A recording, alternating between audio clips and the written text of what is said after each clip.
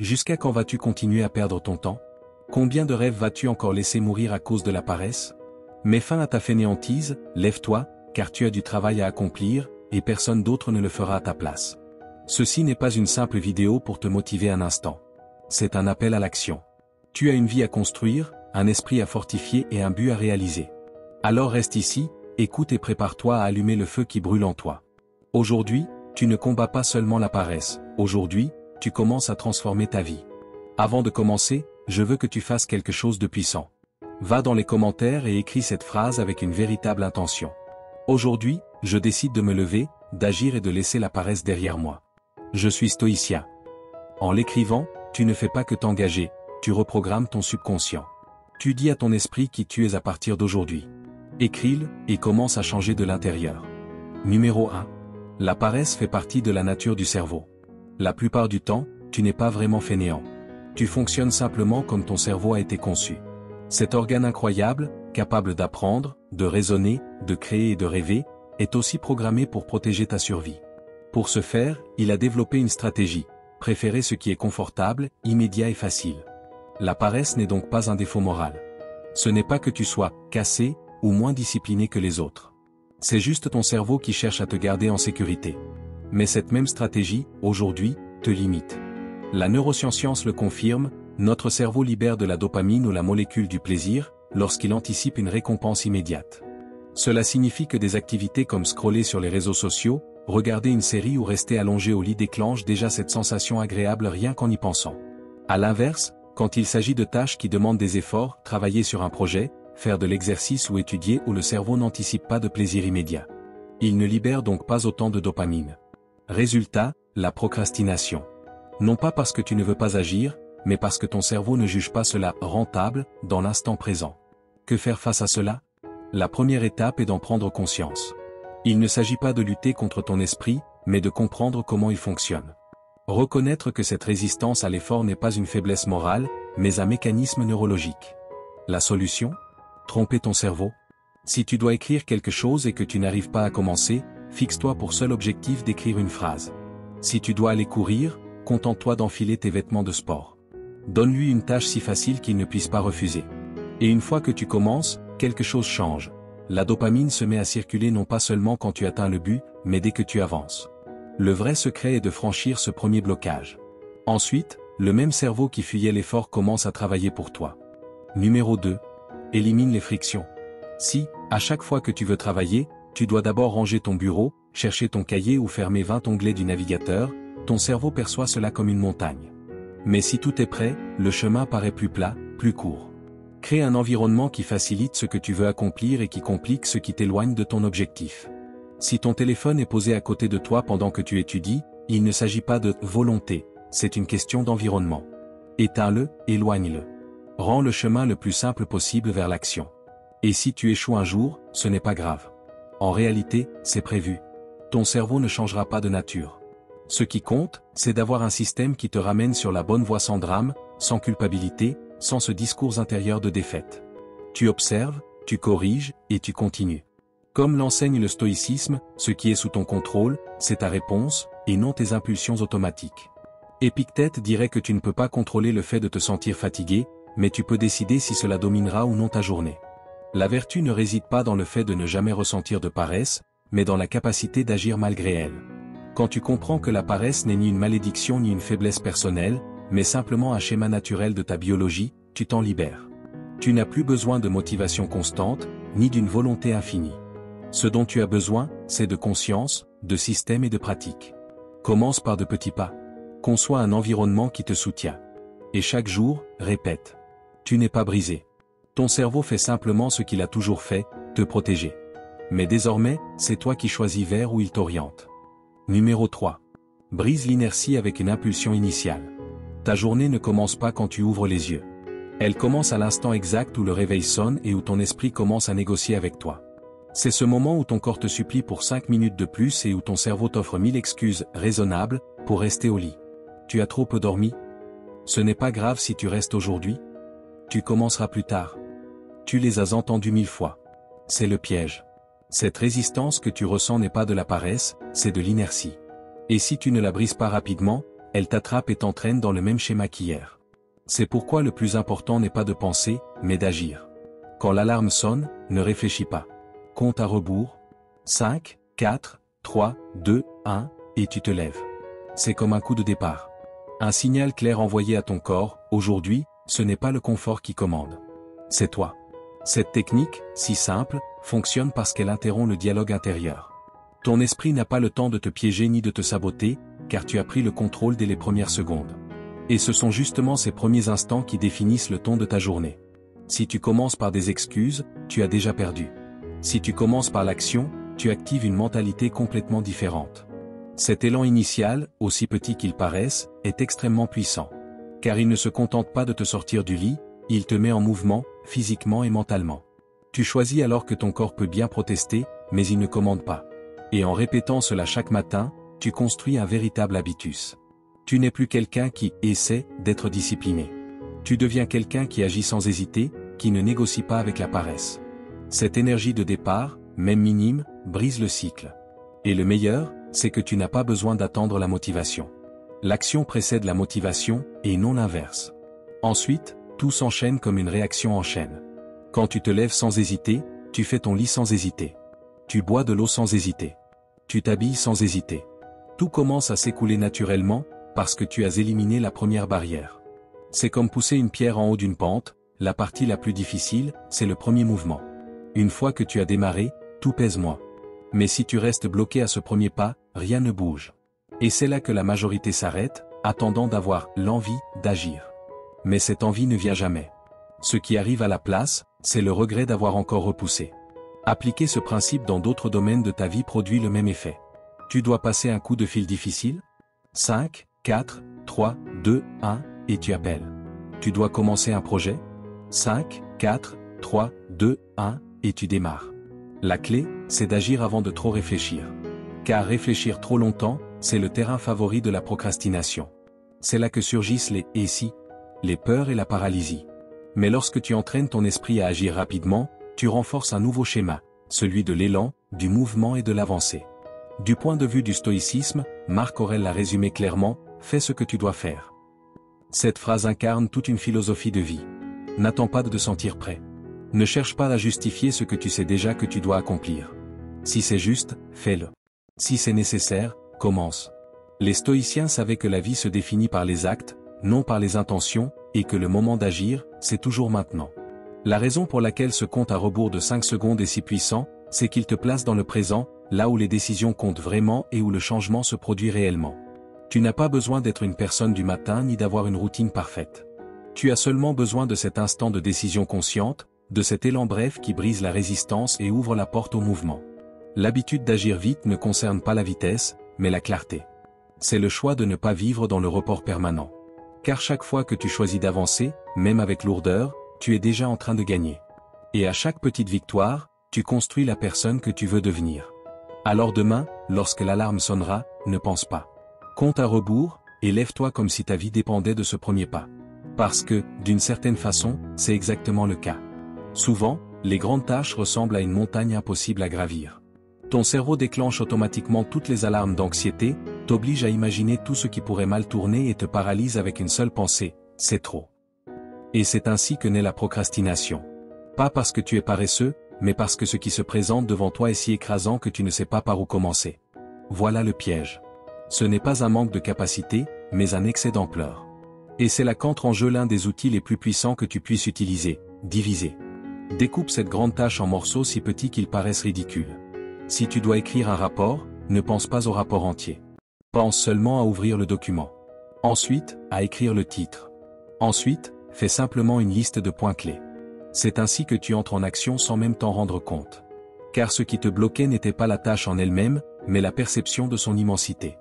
La psychologie l'a confirmé à maintes reprises. Selon la théorie de la décomposition des tâches, quand tu réduis un grand objectif en petites actions concrètes, ton esprit le perçoit comme atteignable. Cela réduit l'anxiété et augmente ton engagement envers la tâche. Chaque fois que tu complètes une de ces petites étapes, ton cerveau active le circuit de la récompense, et ce sentiment de réussite t'incite à continuer. C'est un cycle positif. Mais tout commence par un premier pas. Et ce pas doit être si petit qu'il devient impossible d'échouer. L'important n'est pas de tout accomplir aujourd'hui, mais simplement de commencer. Si tu dois nettoyer toute la maison, commence par laver une seule assiette. Si tu dois rédiger un rapport, commence par une seule page. Si tu veux améliorer ta vie, commence par faire ton lit. Ne sous-estime jamais le pouvoir des micro-tâches. Elles paraissent petites, oui, mais ce sont elles qui construisent l'élan. Et cet élan vaut de l'or, car une fois que tu es en mouvement, tout devient plus facile. La vraie difficulté n'est pas de continuer, mais de passer de 0 à 1. Une fois que tu as démarré, tu n'es plus bloqué, tu avances. Cette technique entraîne aussi ton esprit. Elle t'apprend à voir les défis sous un autre angle. Tu ne vois plus un mur infranchissable, tu vois des briques. Et tu sais qu'on peut déplacer une brique à la fois. C'est ainsi que tu bâtis la confiance, et cette confiance nourrit ta discipline. Chaque micro-tâche accomplie rappelle à ton cerveau que oui, tu peux le faire, que tu es capable, et que tu n'as pas besoin d'accomplir tout en même temps pour commencer à réussir. Du point de vue du stoïcisme, cette façon d'agir correspond parfaitement à leur vision pratique de la vie. Épictète disait, commence par te dire qui tu veux être. Ensuite, fais ce que tu as à faire. Cela signifie que tu dois agir en fonction de ce que tu veux devenir, et non pas en fonction de ce que tu ressens face à l'ampleur du défi. Les stoïciens ne se laissaient pas paralyser par la grandeur des problèmes. Ils se concentraient sur l'immédiat, sur ce qu'ils pouvaient faire ici et maintenant. Et c'est exactement ce que tu fais lorsque tu divises une grande tâche, tu reprends le contrôle du présent. Peu importe la taille de ton objectif, si tu sais le diviser, il ne sera plus un monstre mais un chemin. Et chaque pas sur ce chemin a un nom clair et une action concrète. Quand tu sais exactement quoi faire, tu n'as plus à lutter contre le doute, seulement contre ta volonté. Et si le pas est petit, ce combat peut commencer aujourd'hui. Prends cette tâche que tu repousses depuis des semaines et écris-la. Puis note les 3 premiers micro-pas que tu peux faire immédiatement. Pas demain. Pas quand tu te sentiras prêt. Mais maintenant. Car tu n'as pas besoin de tout faire. Tu as seulement besoin de commencer. Et en commençant, tu actives la machine. Tu sors ainsi de la paralysie. Tu reviens dans le jeu. Une micro-tâche à la fois, tu deviens quelqu'un qui avance. Numéro 4, ton environnement influence directement ta productivité. Regarde autour de toi. Les personnes avec lesquelles tu parles le plus. Les lieux où tu passes le plus de temps. Les stimulations que tu consommes chaque jour. Tout cela, sans que tu t'en aperçoives, façonne ton comportement. Ton environnement n'est pas neutre, il t'élève ou il t'entraîne vers le bas. Ce n'est pas seulement une question de volonté ou de discipline, c'est avant tout une question de contexte. Tu peux avoir les meilleures intentions du monde, mais si tu te trouves dans un environnement qui te distrait, qui ne t'exige rien, qui t'entretient dans le confort, tu finiras par stagner. On connaît bien la phrase, tu es la moyenne des 5 personnes avec qui tu passes le plus de temps. Cela peut sembler cliché, mais c'est profondément vrai. Si tu te retrouves entouré de personnes qui se plaignent, qui abandonnent, qui justifient leur médiocrité, tu finiras par normaliser cette attitude. Tu ne le remarqueras pas au début, mais peu à peu, tu baisseras tes standards. Car personne ne t'encourage, personne ne t'exige davantage, personne ne te rappelle qui tu pourrais devenir. À l'inverse, si ton cercle est composé de personnes qui te challengent, qui avancent, qui refusent de se contenter du minimum, alors quelque chose s'éveille en toi. Tu ne peux pas rester en arrière. Et ce n'est pas parce qu'on te le dit, mais parce que tu le ressens intérieurement. Cela s'applique aussi à ton espace physique. Si ton bureau est encombré, si ton téléphone est posé à côté, si tu es entouré de distractions visuelles ou de bruit constant, ton esprit ne peut pas se concentrer. Ce n'est pas que tu ne veuilles pas travailler, mais simplement que ton environnement n'est pas conçu pour t'aider. Et c'est là que tu dois prendre tes responsabilités. Si tu sais que l'endroit où tu travailles ne t'aide pas à progresser, change-le. Tu n'as pas besoin de quelque chose de sophistiqué, mais de clarté. Un espace propre, rangé, débarrassé du superflu peut transformer radicalement ton rendement. Le cerveau humain est extrêmement sensible au contexte. Des études en psychologie ont montré que même de petits changements dans l'environnement peuvent influencer des décisions importantes. Si tu te trouves dans un lieu où tout le monde travaille avec énergie, tu travailleras avec énergie. Si tu es entouré de paresse, la paresse deviendra normale. Si tu entends des conversations vides toute la journée, tu finiras saturé de bruit. Mais si tu entends des idées, si tu vois d'autres se dépasser, si tu évolues dans un espace pensé pour produire, ta mentalité change. Il ne s'agit pas seulement d'éliminer le négatif, mais aussi d'attirer le positif. Entoure-toi de personnes qui t'inspirent. Elles n'ont pas besoin d'être des experts, mais elles doivent avoir faim de grandir. Des gens qui lisent, qui bougent, qui ne se plaignent pas de tout.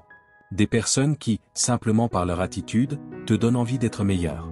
Et si tu n'as pas ces personnes dans ton environnement immédiat, cherche-les dans les livres, dans les podcasts, dans les contenus qui te poussent à te dépasser. Remplis ton monde de références qui t'élèvent vers le haut, et non vers le bas. Les stoïciens comprenaient cela parfaitement. Marc Aurèle écrivait pour se rappeler à lui-même qu'il devait rester ferme, mais il reconnaissait aussi la valeur de la compagnie vertueuse. Car même si le sage ne dépend pas de son environnement, il l'utilise à son avantage. Pour un stoïcien, l'environnement doit être un allié dans l'exercice de la vertu. Si ton cadre de vie ne reflète pas tes valeurs, il est temps de le transformer ou de t'en éloigner. La clé n'est pas de tout changer d'un seul coup, mais d'apporter des ajustements conscients. Commence par organiser ton espace de travail. Retire ce qui est inutile. Éloigne ton téléphone quand tu as besoin de concentration. Observe quelles sont les personnes avec qui tu parles le plus dans la journée. Te motive-t-elle? T'exige-t-elle davantage? Reflète-t-elle ce que tu veux devenir? Si ce n'est pas le cas, limite le temps passé avec elle et consacre plus de temps à celles qui le font. Ton énergie est limitée et chaque conversation, chaque stimulus est un investissement. Tu n'es pas faible si tu te sens démotivé dans un environnement toxique. Mais tu es responsable de le changer. Et lorsque tu le fais, tout commence à s'aligner. Ton esprit s'apaise. Tes actions coulent de source. Ta motivation cesse d'être une lutte interne, car le monde qui t'entoure commence à te pousser dans la même direction. Ce n'est pas de la magie, c'est un design conscient. Et c'est l'un des outils les plus puissants que tu possèdes pour construire une vie pleine de sens. Numéro 5, la gestion du temps. Tu as les mêmes 24 heures que toute personne à succès que tu admires. Ce n'est pas une jolie phrase pour te motiver, c'est une réalité. Ce qui te sépare des résultats que tu désires, ce n'est pas le manque de temps, mais la façon dont tu l'utilises. La plupart d'entre nous n'a pas besoin de plus d'heures dans une journée, mais de plus de clarté et de décision quant à la manière de les employer. Car le temps ne se perd pas d'un seul coup, il se dilue dans de petits instants. Cette heure passée sur les réseaux sans t'en rendre compte, ces conversations qui ne t'apportent rien, ces moments où tu te reposes, sans réellement te reposer ni avancer. Tu ne fais qu'exister. Chaque jour, sans exception, tu investis ton temps dans quelque chose. Et cet investissement a des conséquences. Si tu l'investis dans les distractions, tu récoltes de l'anxiété et de l'immobilisme. Si tu l'investis dans l'essentiel, même à travers de petites actions, tu construis des avancées, de la clarté et une direction. Mais cela n'est possible que si tu prends le contrôle, si tu arrêtes de vivre sous pilote automatique. Et pour cela, la première étape est d'auditer ton temps. Sois brutalement honnête avec toi-même. Note, sans filtre, comment tu utilises tes heures. Combien sont consacrées à des choses qui ne t'approchent pas de ce que tu dis vouloir atteindre? Voilà ton point de départ. Car si tu ne questionnes pas ton usage du temps, tu ne perds pas seulement en productivité, tu perds aussi en confiance. Chaque journée qui se termine sans que tu aies accompli ce que tu savais devoir faire renforce ta petite voix intérieure qui dit que tu n'y arrives pas, que tu manques de discipline, que tu repousses toujours à plus tard. Et c'est cela qui te rend plus paresseux, plus insécurisé, plus paralysé. Mais le problème n'est pas un manque de talent ni d'intelligence. Le véritable obstacle est ailleurs. Le problème n'est pas de se reposer. Le problème est de le faire sans intention. Le repos non planifié, répété et vide devient une addiction, une routine. Et plus tu l'entretiens, plus il devient difficile de rompre ce cycle. Car ton esprit s'habitue à ne pas exiger, à ne pas choisir, simplement à réagir. C'est pour cela que tu dois mettre en place une structure. Décide clairement quels blocs de ta journée sont destinés à progresser et lesquels à te ressourcer. L'équilibre existe, mais il ne vient pas tout seul, il se conçoit. Commence petit. 1 heure par jour, concentré, sans interruption, consacré à quelque chose qui te rapproche de ton objectif. Une vraie heure, sans multitâche, sans pause. 1 heure d'engagement total. Les résultats que tu obtiendrais en seulement une semaine en appliquant cela te surprendraient. Il te suffit de commencer à traiter ton temps pour ce qu'il est vraiment, ton bien le plus précieux. Car l'argent va et vient. L'énergie peut se récupérer. Mais le temps perdu est perdu à jamais. Et s'il y a une chose que tu dois éliminer, c'est cette idée qu'il y aura, plus tard, un meilleur moment. Ce moment n'existera pas. Le jour parfait, sans distraction, où tu es à 100% motivé et où tout est parfaitement aligné, est une illusion. Si tu n'arrives pas à avancer au milieu du chaos de ta vie réelle, tu n'avanceras jamais. C'est pourquoi la gestion du temps ne repose pas sur la perfection, mais sur le focus. Sur la capacité d'identifier l'essentiel et de le défendre comme une priorité sacrée. Le stoïcisme l'avait déjà compris il y a des siècles.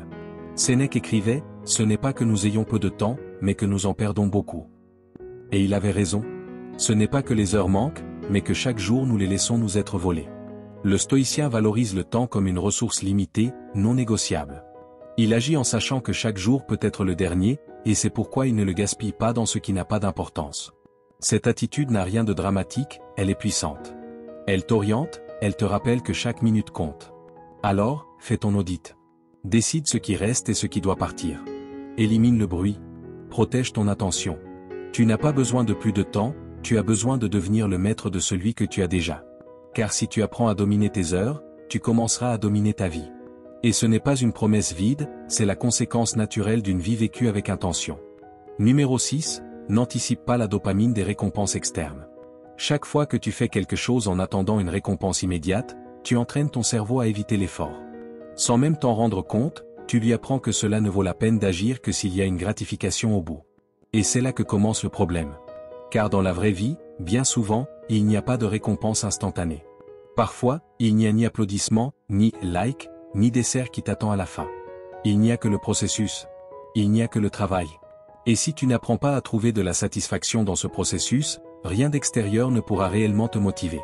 La dopamine, ce produit chimique que nous associons au plaisir, ne devrait pas être l'objectif. En réalité, plus tu conditionnes ta dopamine à des choses extérieures, moins tu as de contrôle sur ta propre motivation. C'est comme vivre sous l'effet constant de stimulants, tu en as besoin de plus en plus pour simplement te sentir en énergie.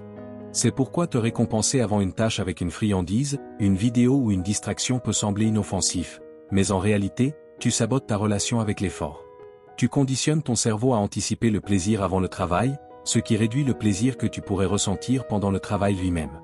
Il en va de même lorsque tu te promets quelque chose de grand une fois la tâche terminée, une pizza, une série, un long repos. Si tu dépends toujours de cela, tu ne fais que survivre au processus. Tu comptes les minutes pour en finir, au lieu d'apprendre à trouver un état de flow pendant que tu fais ce que tu dois faire. Et lorsque le résultat n'arrive pas vite, ou que la récompense n'est pas aussi agréable que tu l'espérais, tu te démotives. Tu perds ton élan.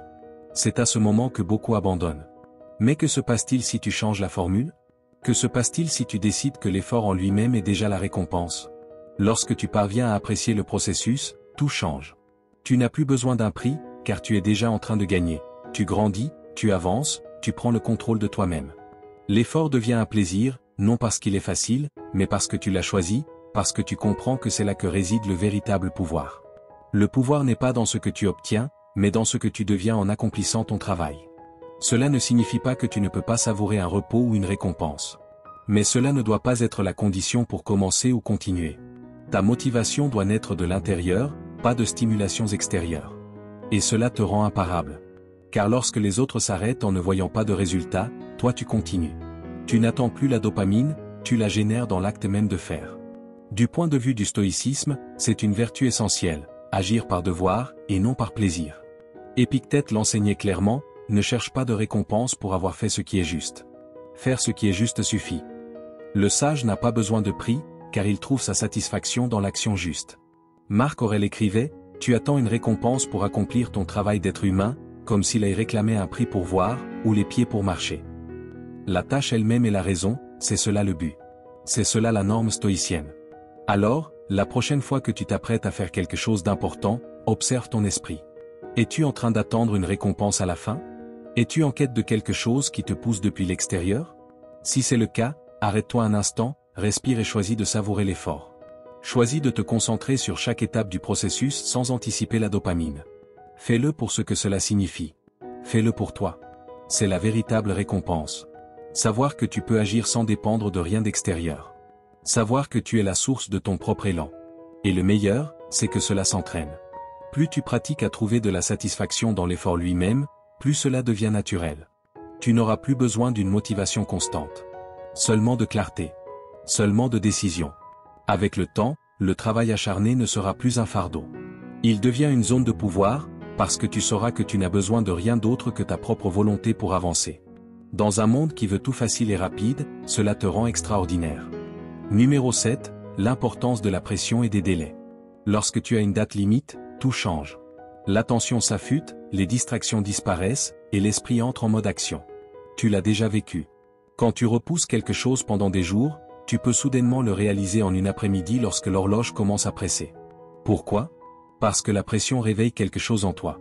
Une urgence qui élimine le « plus tard », qui fait taire les excuses, qui transforme l'intention en action. Ce n'est pas de la magie, c'est de la biologie. Le cerveau réagit face au danger de perdre quelque chose, du temps, une réputation, une opportunité. Et cette menace, même minime, peut réveiller la motivation dormante. Le problème, c'est que lorsqu'il n'y a pas de pression, l'élan s'éteint. Les tâches sans date, sans engagement, sans conséquences claires, restent au fond de la liste. Non pas parce qu'elles ne sont pas importantes, mais parce qu'elles ne semblent pas urgentes. Et c'est là que la procrastination prend le contrôle. Sans raison immédiate pour agir, le cerveau préfère le confort. Il remplace ce qui est important par ce qui est plaisant, étudié par le téléphone, étudié par une série. Et à la fin de la journée, le sentiment de vide apparaît. Tu savais ce que tu devais faire, mais tu ne l'as pas fait. Non pas parce que tu ne pouvais pas, mais parce que tu ne l'as pas rendu urgent. C'est pourquoi, si tu veux éliminer la paresse et augmenter ta productivité, tu dois générer de la pression. Même artificielle, même venant seulement de toi. Les dates limites ne sont pas des punitions, ce sont des limites mentales qui disent à ton cerveau, cela compte et doit être fait maintenant. Quand tu fixes une date précise, tu crées un cadre d'action. Ce n'est plus, quand j'aurai le temps, mais, avant vendredi. Cette simple décision t'oblige à prioriser, à mettre de côté le superflu, à agir. Tu n'as pas besoin que quelqu'un d'autre t'impose cette pression. Tu peux le faire toi-même. Fixe un jour, une heure, et engage-toi. Écris-le, annonce-le, crée une petite conséquence si tu ne le respectes pas. Cette pression saine peut tout changer. Parce qu'il ne s'agit pas de te stresser, mais de t'activer. Le corps et l'esprit réagissent différemment lorsqu'ils sentent que le temps passe. Et tu peux utiliser cela à ton avantage. Fais-le avec des petites tâches comme avec des grandes. Tu veux lire un livre? Fixe-toi l'objectif de terminer un chapitre par jour. Tu veux accomplir quelque chose? Donne-lui une date et une heure, comme si c'était un rendez-vous avec quelqu'un d'autre. Ne le négocie pas. Traite-le avec le même niveau de sérieux. Parce que s'il n'y a pas de pression, le cerveau considère qu'il peut attendre. Et ce qui peut attendre finit par être oublié. La différence entre quelqu'un de productif et quelqu'un qui procrastine n'est pas toujours le talent, c'est la structure. C'est comprendre comment fonctionne la tête et prendre en compte son fonctionnement. La première chose à faire est de planifier et de noter tes idées, d'absorber toute la planification et de l'organiser. Ceux qui réussissent ne cherchent pas la pression, mais ils l'utilisent pour grandir. Épictète disait, rien de grand n'est facile à atteindre. Et il avait raison. La croissance exige de la friction, et cette friction vient souvent de l'urgence. La discipline n'est pas seulement ordre et calme, c'est aussi tension volontaire. Se mettre dans des situations où il faut agir, où il est impossible de fuir le devoir. Alors commence aujourd'hui. Prends une tâche que tu as repoussée et fixe-lui une date, pas seulement dans ton esprit. Écris-la. Comporte-toi comme si quelqu'un allait te demander des comptes. Crée cette pression qui allume le feu intérieur.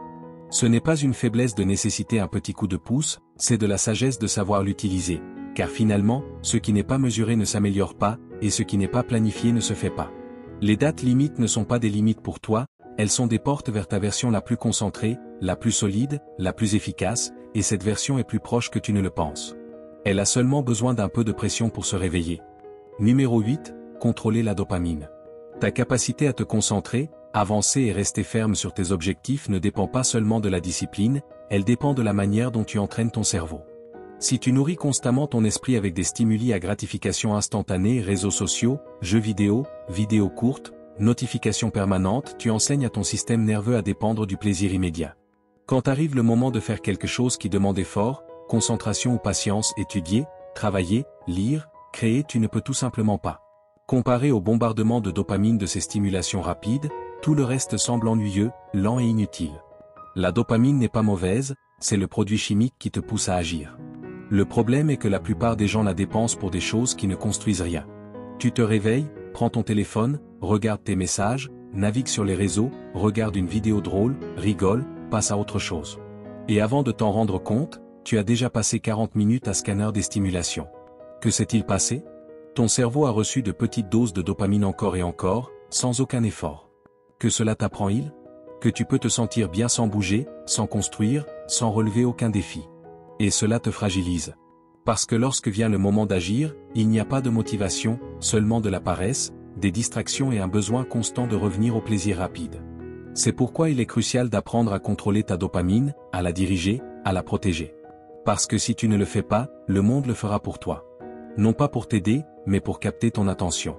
Chaque application, chaque réseau, chaque notification est conçue pour te voler de la dopamine. Pas seulement ton temps, ton attention, ta capacité à résister à l'envie d'abandonner. Si tu ne brises pas ce cycle, il te sera presque impossible de te concentrer sur ce qui compte. La solution n'est pas de t'isoler dans une cabane sans internet, mais de faire un détox de dopamine, un nettoyage intentionnel, un redémarrage. Au quotidien, pendant un certain temps, un jour, un week-end, ou même quelques heures par jour, coupe-toi de toutes ces sources de gratification rapide. Rien de réseaux sociaux, rien de vidéos rapides, rien de notifications constantes. Au début, ça va faire mal. Tu vas ressentir de l'anxiété, de l'ennui, de l'inconfort. Et c'est un bon signe. Cela signifie que tu es en train de rompre une dépendance. Tu réentraînes ton cerveau à trouver du plaisir dans le processus, pas dans l'évasion. Lorsque tu fais cela, la concentration revient. La lecture cesse de sembler ennuyeuse. Le travail ne paraît plus impossible. Ta créativité s'améliore, ton énergie mentale augmente et tu commences à ressentir une véritable satisfaction en accomplissant ce que tu évitais auparavant. Parce que maintenant, la dopamine travaille à ton avantage. Elle n'est plus gaspillée à chaque clic, à chaque scroll. Elle se libère quand tu termines une tâche, quand tu observes des progrès, quand tu restes constant. La clé est de remplacer, pas seulement d'éliminer. Remplis cet espace avec des activités qui te construisent. Écrire, marcher, t'entraîner, converser avec intention, étudier quelque chose qui te rapproche de tes objectifs. Ne cherche pas la même intensité que les stimulations rapides. Cherche la profondeur. Là est le véritable changement. Du point de vue stoïcien, cette pratique s'aligne parfaitement. Les stoïciens enseignaient à ne pas être esclaves du plaisir. Sénèque mettait en garde contre le danger de vivre piégé par ce qui est agréable sur le moment. Il disait, rien n'est plus honorable qu'un esprit ferme qui méprise les plaisirs fugaces, car il savait que l'âme se renforce en résistant au superficiel et en cherchant ce qui a une réelle valeur. Contrôler ta dopamine aujourd'hui est un acte stoïcien. C'est une manière moderne d'entraîner la volonté, de devenir maître de sa dopamine. Fais l'expérience. Déconnecte-toi du bruit pendant une journée. Observe comment réagit ton esprit. Affronte le silence, l'inconfort, et reste Y. Car dans cet espace réapparaît ton véritable pouvoir, celui d'agir avec intention, sans dépendre d'un coup chimique pour bouger. Ce ne sera pas facile, mais tu n'as pas besoin que ce soit facile. Tu as besoin que ce soit efficace. Et contrôler ta dopamine peut être le premier pas. Le premier pas vers une vie avec plus de concentration, plus de clarté et plus de sens. Numéro 9, travaille avec le miroir. Regarde-toi dans le miroir. Pas en passant, pas pendant que tu te brosses les dents ou ajustes tes cheveux. Regarde-toi vraiment. Regarde-toi comme si tu allais parler à la personne la plus importante de ta vie. Parce que cette personne, c'est toi. La plupart des gens passent leur journée à se parler mal, je ne suis pas assez bien, je n'y arriverai pas, je vais encore échouer. Et ensuite, ils se demandent pourquoi ils manquent de confiance, pourquoi il leur est si difficile d'avancer. Il est impossible d'avoir foi en quelqu'un à qui l'on fait du tort tous les jours. C'est pourquoi le travail avec le miroir n'est pas un jeu d'estime de soi superficiel. C'est un outil de reprogrammation profonde. La manière dont tu te parles construit ou détruit. Et lorsque tu te regardes droit dans les yeux, face au miroir, tu ne peux pas fuir. Là, tu es toi, sans filtre, sans excuse, sans distraction. Et si tu apprends à te parler avec respect, intention et clarté, quelque chose commence à changer. Car l'esprit écoute, le corps répond. Et la répétition quotidienne de paroles puissantes peut en faire plus pour toi que 1000 vidéos motivationnelles. Commence par quelque chose de simple. Chaque matin, avant de quitter la maison, regarde-toi dans le miroir et dis à voix haute. Je suis sur le bon chemin. Je peux le faire. Je m'améliore chaque jour. Au début, tu te sentiras étrange, même faux. C'est normal. Mais il ne s'agit pas de le ressentir à 100% dès le premier jour. Il s'agit de semer la graine. Chaque phrase répétée devant le miroir est une graine. Et avec le temps, ces graines commencent à pousser. L'esprit commence à y croire. Car le cerveau ne distingue pas la différence entre réel et imaginé. Si tu répètes suffisamment, cela devient ta réalité. Cet exercice ne renforce pas seulement ta confiance en toi, il te concentre également. Car dès que tu dis « je suis sur le bon chemin », ton attention s'aligne avec ce chemin. Ton comportement commence à le refléter. Tu n'agis plus comme quelqu'un de perdu, mais comme quelqu'un qui avance avec direction. Et cela impacte la manière dont tu affrontes la journée, comment tu prends des décisions, comment tu gères les défis. Tu n'attends plus que la vie te donne la validation. Tu te la donnes toi-même. De plus, le miroir ne ment pas. Tu ne peux pas feindre devant lui. Si tu es frustré, ça se voit. Si tu es dans le doute, tu le vois. Et cela fait aussi partie du travail. Reconnaître ce que tu ressens, sans jugement, mais avec fermeté. Si aujourd'hui tu ne te sens pas bien, regarde-toi dans les yeux et dis-le. Mais ne t'arrête pas. Dis-le et continue. Je ne me sens pas bien, mais je vais avancer quand même. Aujourd'hui est difficile, mais je suis plus fort que ça. C'est la véritable force, te parler comme tu parlerais à quelqu'un que tu aimes profondément. Avec compréhension, mais sans excuse. Et tu n'as pas besoin de passer 20 minutes devant le miroir. 3-5 minutes suffisent, ce que tu peux. Mais fais-le chaque jour. Avec intention. Avec engagement. Parce que si tu ne travailles pas ton dialogue intérieur, quelqu'un d'autre le fera. Et cette personne pourrait être la peur, la critique, le passé. C'est toi qui décides qui a la voix la plus forte dans ton esprit. Et cette voix peut s'entraîner. Du point de vue stoïcien, tout cela a du sens. Épictète disait, personne n'est libre si ce n'est maître de lui-même. Et être maître de soi commence par dominer ton monde intérieur. Les stoïciens ne parlaient pas d'affirmations comme nous les connaissons aujourd'hui, mais ils comprenaient le pouvoir de la pensée répétée. Ils connaissaient l'importance des rappels quotidiens, des phrases qui élèvent l'esprit. Marc Aurèle écrivait dans son journal chaque jour pour se rappeler qui il voulait être. C'est exactement ce que tu fais devant le miroir. Tu te rappelles ta direction, ton pouvoir, ton identité. Alors demain, quand tu te lèveras, avant de faire quoi que ce soit d'autre, regarde-toi. Pas avec honte, pas avec dureté, mais avec respect. Et répète, je suis capable, j'ai ce qu'il faut. Aujourd'hui, j'agis avec intention. Puis sors dans le monde avec la certitude que tu n'attends pas de te sentir prêt. Tu te construis toi-même, une phrase à la fois, devant le miroir, mais aussi dans la vie. Numéro 10, cessez de lutter contre les pensées de paresse. Les pensées de paresse vont venir. Peu importe à quel point tu es discipliné, combien d'objectifs tu as ou combien tu as progressé. À un moment donné, ton esprit dira, mieux vaut demain. Je suis trop fatigué. Je ne suis pas inspiré. Et c'est bien. Il n'y a rien de mal à avoir ces pensées. L'erreur est de penser que tu dois te battre contre elles. Car plus tu discutes avec cette voix intérieure, plus tu lui donnes de pouvoir. Plus tu t'efforces de te convaincre que tu dois le faire, plus de temps passe sans que tu ne passes à l'action. Et sans t'en rendre compte, tu passes plus de temps à négocier qu'à agir. Ton esprit a une capacité presque parfaite à construire des excuses logiques, tu as déjà assez travaillé. Tu n'es pas à 100%. Aujourd'hui n'est pas le bon jour. Demain sera mieux. Et tu le sais. Tu es tombé dans ce piège plus de fois que tu ne peux compter. Le problème est que souvent, tu essaies de vaincre ces pensées en utilisant plus de pensées. Et c'est là que tu restes bloqué, comme si tu devais attendre d'être dans l'état d'esprit parfait pour bouger. Comme si tu devais d'abord te convaincre complètement avant d'agir. Mais il existe une autre manière. La plus puissante, cesser de lutter. Il ne s'agit pas d'ignorer ce que tu ressens. Il s'agit de l'observer sans le laisser te contrôler. La prochaine fois que tu penses, je ne veux pas le faire, ne dis pas, je dois le faire maintenant. Réponds-toi simplement, ok, c'est ce que j'ai pensé. Mais peu importe. Et agis quand même. Laisse la pensée exister, sans chercher à l'éliminer. Tu n'as pas besoin d'avoir envie. Tu n'as pas besoin d'avoir une clarté totale. Tu as juste besoin de bouger. Car lorsque tu cesses de résister à cette voix intérieure, elle perd de sa force. Elle ne peut plus te contrôler si tu ne joues pas son jeu. Ce petit changement transforme ta relation avec la paresse. Ce n'est plus une guerre intérieure. C'est une observation tranquille, ah, voilà encore cette pensée. Très bien, je la laisse passer. Et pendant que tu la laisses passer, tu fais ce que tu dois faire. Que ce soit ouvrir un livre, bouger ton corps, écrire une ligne, démarrer un mouvement. L'action n'a pas besoin d'attendre la motivation. L'action crée la motivation. Ne t'arrête pas à évaluer si aujourd'hui tu es dans le bon état d'esprit. Fais juste le premier pas. Un petit pas. Un qui te sort de l'immobilisme sans drame. Comme quelqu'un qui démarre une machine lente, mais en ayant confiance qu'elle va prendre son rythme. Parce que ça arrive. Toujours. Après 5 ou 10 minutes, cette tâche qui semblait insurmontable commence à couler. Car ce n'était pas l'action qui était lourde, c'était la pensée. Et plus tu répètes cela, plus tu entraînes ton esprit à ne pas dramatiser, à ne pas tomber dans le cycle des justifications. Agir sans négocier te libère. Cela fait de toi quelqu'un qui bouge par décision, pas par impulsion émotionnelle. Voilà le pouvoir, ne pas éliminer la paresse, mais agir malgré elle. Ne pas vaincre la pensée, mais cesser de la nourrir. Du point de vue stoïcien, cette attitude est centrale. Marc Aurèle écrivait, « Si faire ce qui est juste est en ton pouvoir, pourquoi te plaindre de ce qui te semble difficile ?» Les stoïciens ne cherchaient pas à éliminer la paresse.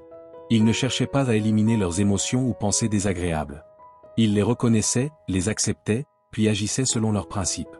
La clé était de ne pas être esclave de ce qu'ils pensaient ou ressentaient. Ils savaient que la seule chose qu'ils pouvaient vraiment contrôler était leur action, leurs décisions, leurs mouvements.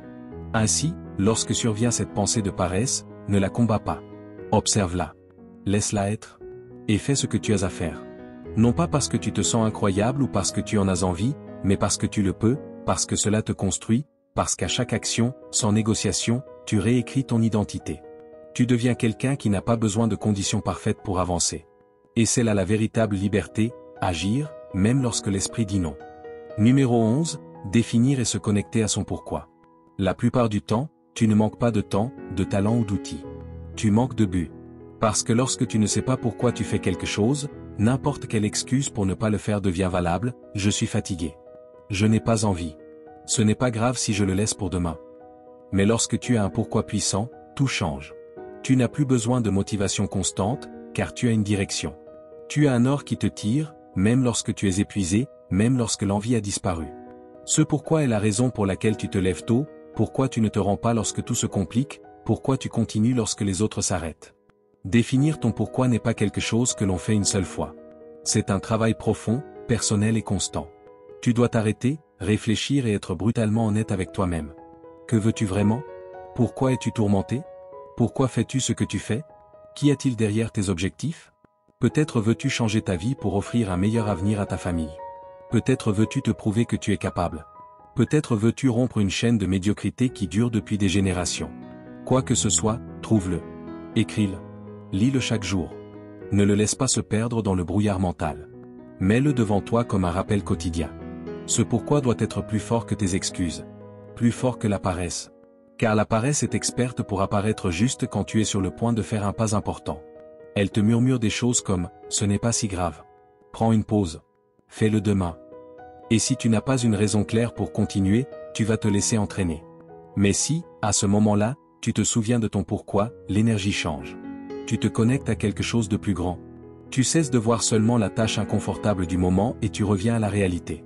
Tu revois le panorama complet. Tu ne travailles pas seulement pour atteindre un objectif, tu travailles pour ce que cet objectif signifie. Il y a une grande différence entre dire « je dois m'entraîner » et dire « je vais m'entraîner parce que je me construis en tant que personne forte, disciplinée, quelqu'un qui tient ses promesses ». Il y a une grande différence entre dire « je dois travailler » et dire « je vais travailler parce que je veux offrir à mes enfants la vie que je n'ai pas eue ». Tu vois la différence? La tâche reste la même, mais le sens est différent. Et quand il y a du sens, il y a de la force.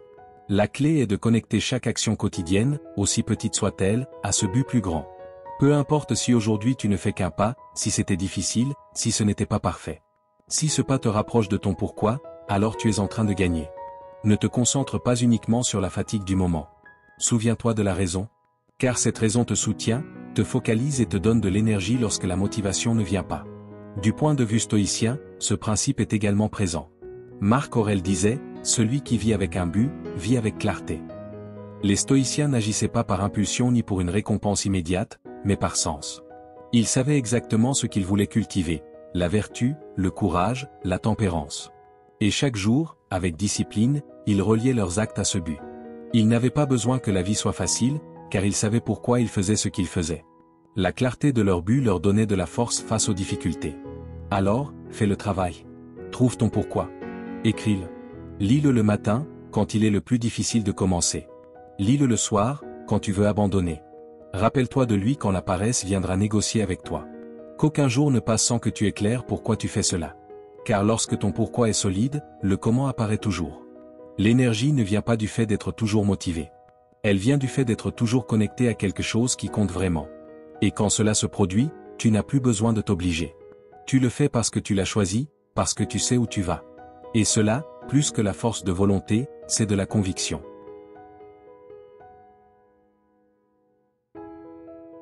Numéro 13, la mentalité de ne pas s'arrêter avant que ce soit fait. La plupart des gens s'arrêtent quand ils sont fatigués. Ceux qui avancent continuent jusqu'à ce que ce soit terminé. C'est la différence. C'est l'état d'esprit qui transforme. Il ne s'agit pas de faire quelque chose seulement quand on en a envie, ni de bouger seulement quand tout est fluide. Il s'agit de s'engager envers une idée, je ne m'arrête pas avant que ce soit fait. Cette simple phrase peut redéfinir ta productivité. Ton focus. Ta vie. La paresse ne se manifeste pas toujours au début. Parfois, elle arrive en plein milieu, quand tu as déjà commencé. Quand tu as déjà fait les premiers pas. Soudain, cela devient difficile. Cela devient inconfortable. Et ton esprit veut reculer. C'est là que la majorité abandonne. Et c'est aussi là que tu dois agir. C'est ça, l'état d'esprit. C'est là que tu dois continuer. Si chaque fois que quelque chose se complique tu décides d'arrêter, tu entraînes ton esprit à fuir l'effort. Et le pire, c'est que tu t'enseignes toi-même que ce qui est difficile est un signal pour abandonner. Mais ce n'est pas le cas. Ce qui est difficile est le signe que tu grandis. Que tu touches les limites de ta zone de confort. La fatigue, le doute, l'inconfort, ce ne sont pas des raisons pour t'arrêter. Ce sont des parties du chemin. Et si tu parviens à changer le récit intérieur qui te dit « j'en ai assez fait », pour qu'il dise « je continue jusqu'à ce que ce soit terminé », tout change. Parce que lorsque tu t'arrêtes à mi-chemin, tu ne perds pas seulement l'élan. Tu perds aussi la confiance. Chaque fois que tu abandonnes quelque chose sans l'achever, tu envoies un message direct à ton identité, je ne finis pas ce que je commence. Et ce message s'installe. Il devient une habitude, un schéma. Et ensuite, chaque nouveau but que tu entreprends porte cette histoire inachevée. C'est pourquoi la véritable victoire ne réside pas seulement dans un bon départ, mais dans une fin solide. Dire, je finis, même si cela coûte, même si c'est lent, même si je n'en ai pas envie. Et comment y parvenir? Par une décision. La décision de ne laisser aucune place aux excuses. Non pas parce que tu es un robot, mais parce que tu as compris que ton engagement pèse plus que ton état d'esprit. Que ta parole envers toi-même vaut plus que n'importe quelle émotion passagère. Que tu n'as pas besoin de te sentir inspiré, tu dois juste être constant. Et cette constance naît d'un principe simple, ne pas s'arrêter tant que ce n'est pas fait. Et cela n'a pas besoin d'être parfait. Cela n'a pas besoin d'être épique. Cela doit juste être terminé. Le rapport, la routine, l'objectif du jour, l'habitude que tu construis. Parce que chaque fois que tu termines quelque chose, tu renforces ton identité. Tu te dis, si je respecte, si j'avance, si je peux. Et cela crée une base de confiance qui ne se construit pas avec la motivation, mais avec l'action répétée. Bien sûr, cela ne signifie pas ignorer tes limites physiques ou ta santé. Cela signifie que tu ne te laisses pas dominer par l'inconfort mental. Car souvent, tu n'es pas vraiment épuisé. Tu es juste ennuyé, distrait ou inconfortable. Et dans ces moments-là, si tu t'arrêtes, tu nourris la paresse. Mais si tu continues, même d'un pas de plus, tu romps le schéma. Dans le stoïcisme, cette discipline implacable envers soi-même est essentielle. Marc Aurèle le disait sans fioriture, n'agis pas comme si tu étais destiné à vivre éternellement. Ce qui compte, c'est ce que tu fais de chaque instant. Pour les stoïciens, chaque action devait être guidée par le devoir, non par le désir. Ils ne se demandaient pas s'ils avaient envie de faire quelque chose, mais s'il était juste de le faire. Si c'était juste, ils le faisaient. Sans négociation. Et c'est ce que tu peux aussi appliquer. Si tu sais que cette tâche te rapproche de ton objectif, alors fais-la. Et ne t'arrête pas avant d'avoir terminé. Aujourd'hui peut être le jour où tu changes ton histoire. Le jour où, au lieu de t'arrêter lorsque cela se complique, tu décides d'avancer. Au lieu de dire « j'en ai assez fait », tu dis « je finis parce que je me l'ai promis ». Pas parce que c'est facile, mais parce que tu sais que ta croissance se trouve de l'autre côté de l'effort. Chaque fois que tu vas jusqu'au bout, ton esprit se renforce. Il apprend que tu es quelqu'un qui tient ses engagements, qui continue, qui ne s'arrête pas tant que ce n'est pas terminé. Numéro 14, être procédural, pas émotionnel. Peu importe comment tu te sens aujourd'hui. Peu importe si tu es motivé, fatigué, inspiré ou non. Ce qui compte, c'est que tu suives le processus.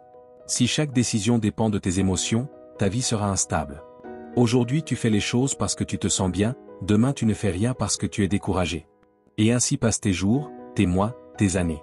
Si tu veux des résultats réels, tu dois être procédural, pas émotionnel. Tu ne peux pas construire quelque chose de grand en fonction de ton humeur chaque matin. Tu le construis en faisant ce que tu avais dit que tu ferais, même quand tu n'en as pas envie. La paresse se nourrit des émotions. Cette sensation de « je ne suis pas prêt aujourd'hui, je ne suis pas concentré, je vais attendre d'avoir plus de clarté ». Au début, cela semble logique, compréhensible envers toi-même. Mais c'est un piège. Car plus tu écoutes ces excuses émotionnelles, plus il devient difficile d'agir. Ton esprit commence à associer le travail à l'inconfort et au malaise, et chaque fois que tu procrastines, tu renforces cette habitude. L'effort. L'avancée. Avec quelque chose que l'on ne pourrait faire que lorsqu'on se sent bien. Mais ce n'est pas la réalité. Ceux qui progressent vraiment le font aussi lorsqu'ils sont fatigués, incertains ou démotivés. Parce qu'ils ne sont pas amoureux du moment présent, ils sont engagés dans le processus. Le succès n'est pas une émotion. C'est une conséquence. C'est le résultat de faire ce qui est juste, encore et encore, avec ou sans envie. La discipline ne consiste pas à être rigide. Elle consiste à savoir qui tu veux être et à agir en fonction de cela, pas selon ton état émotionnel. Car si tu n'agis que lorsque tu es inspiré, tu progresseras très peu. L'inspiration est merveilleuse quand elle apparaît, mais elle est un visiteur instable. On ne peut pas en dépendre. Ce que tu peux construire et maintenir chaque jour, c'est une routine, un système, un processus clair. Définis ce que tu dois faire et intègre-le à ta journée comme si c'était non négociable, comme te brosser les dents, comme manger. Tu n'as pas besoin de te demander si tu as envie de le faire.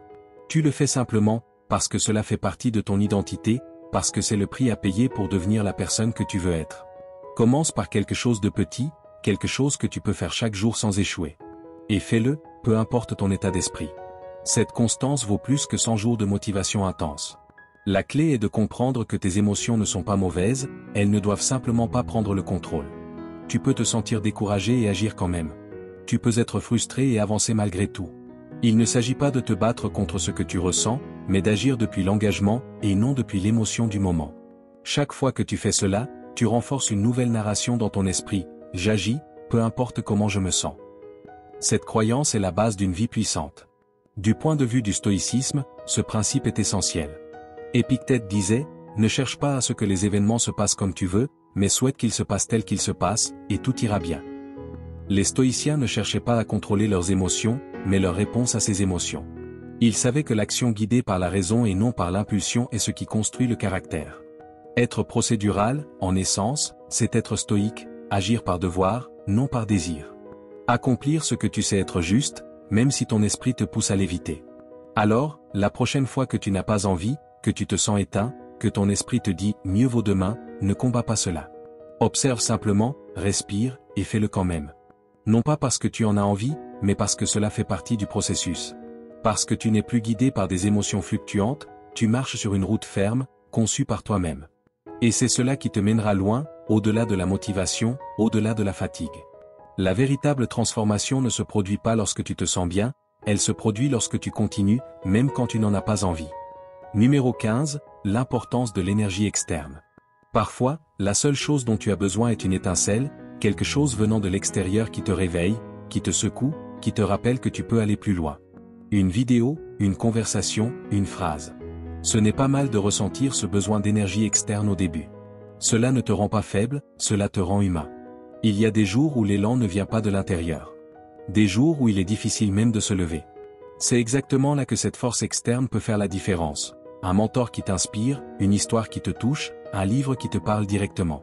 Ces sources d'énergie externe ont un but clair, te sortir de l'immobilisme. Mais il y a quelque chose d'encore plus important, ne pas rester dépendant de cela. Si ta seule source d'action vient de l'extérieur, tu vivras prisonnier de cycles, productif quand tu es motivé, instable quand tu ne le es pas. La véritable clé est donc d'utiliser cette étincelle externe pour allumer un feu interne. Ce qui a commencé comme motivation empruntée devient alors un élan propre. Cette vidéo qui t'a donné un coup de fouet un jour ne doit pas rester un simple moment, elle doit devenir le point de départ d'un engagement réel envers toi-même. La motivation externe peut te mettre en marche, mais c'est l'engagement qui te maintient en mouvement. Lorsque tu t'engages dans quelque chose qui compte vraiment pour toi, tu n'attends plus que quelqu'un te pousse. C'est toi qui te lèves, toi qui t'exiges, toi qui agis. Parce que maintenant tu as une cause, et cette cause devient une source d'énergie, une énergie qui ne dépend pas de ton humeur du jour mais de la clarté que tu portes en toi. Le pas le plus puissant que tu puisses faire est de prendre ce qui t'inspire et de le transformer en action immédiate. Il ne suffit pas de s'émouvoir devant un discours, tu dois agir. Tu dois bouger, même par de petits pas maladroits. Car c'est dans ce mouvement que se crée la véritable énergie. Tu n'attends pas que l'inspiration revienne, tu crées ton élan par l'action. Et cette action répétée chaque jour te transforme. Tu n'es plus quelqu'un qui cherche la motivation, tu es quelqu'un qui agit par décision. Fais-le avec intention. Si un livre t'a marqué, fais-en un guide. Si une personne t'a soutenu, honore cela en travaillant pour tes objectifs. Si un message t'a secoué, écris-le là où tu peux le voir. Mais pas pour en dépendre, seulement pour te rappeler de ce dont tu es capable. Quand tu décides de te prendre au sérieux, tout change. Et avec le temps, cela devient automatique. Tu n'as plus besoin que quelqu'un te dise de continuer. Tu n'as plus besoin de ce coup de pouce, parce que maintenant le moteur est à l'intérieur de toi. Et quand viendront les jours où tu seras épuisé, confus, avec envie d'abandonner, tu auras ce souvenir vivant. Tu auras une mission, un but, une flamme qui t'appartient.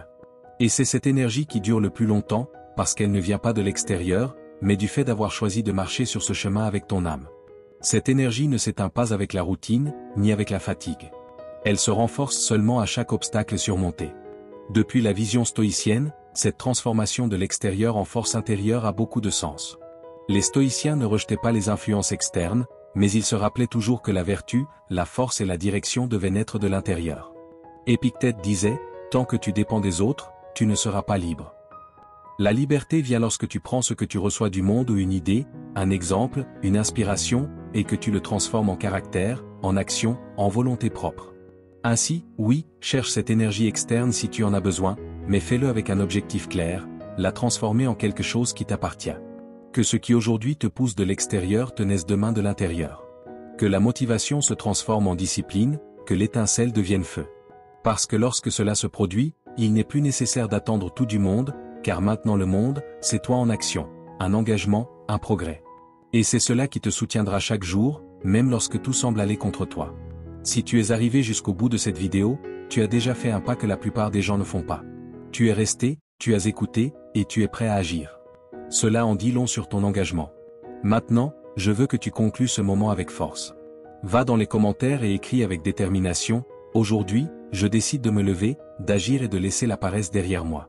Je suis stoïque. » Car si tu l'écris, tu le renforces.